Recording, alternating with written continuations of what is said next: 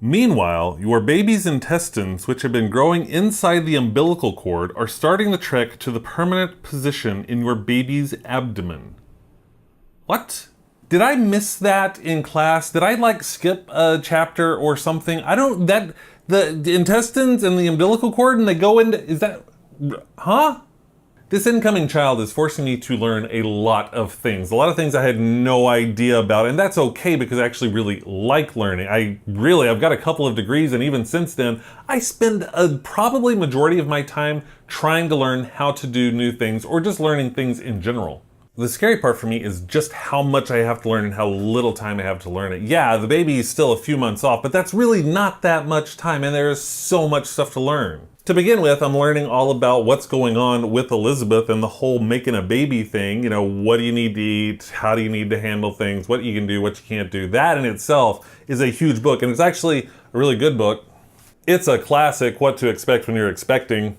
And yeah, there's stuff here for dads too. But I read it anyway because it's interesting as all hell, and I like to know what's going on. I just found a chart that says fun with reflexes, about reflexes your baby can have, and ones that it's okay to play with, and ones that maybe you don't want to just mess around with too much.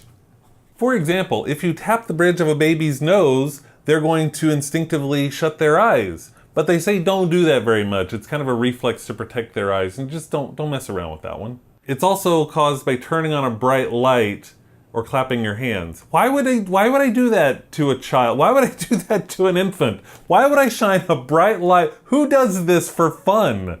I mean, I'm glad that this book exists to tell some people that maybe don't do that, but who would do that? Who's like, hey, watch this, let me clap real loud by their face and see what they do.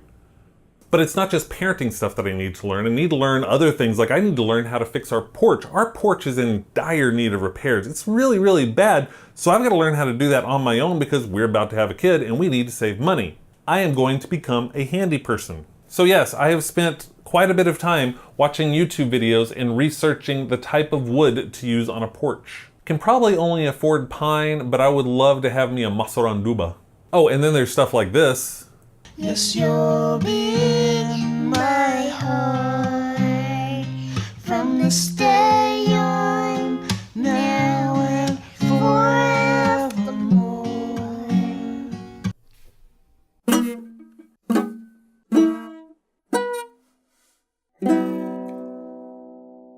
I have a lot of work to do.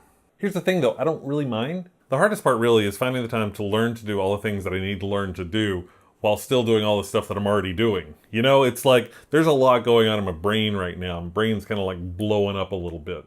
But honestly, I'm okay with it because even though I'm taking all this time to learn how to be a dad and to raise a kid, one of the things that I think is most important to teach a kid is to never stop learning. And what better way to teach a kid than to be a role model?